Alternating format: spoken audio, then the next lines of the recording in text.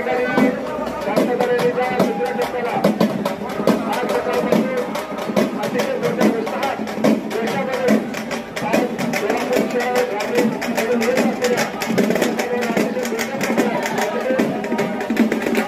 Plastic bottle इथं डस्टबिनमध्ये टाकायचे आहेत. इथूनच बरेचदा जवळच्या पाटील यांच्या शांततेने सुरुवात होणार आहे. त्यामुळे हा परिसर हा आपण सर्वांनी स्वच्छ ठेवायचा आहे याची आपण सर्वांनी या ठिकाणी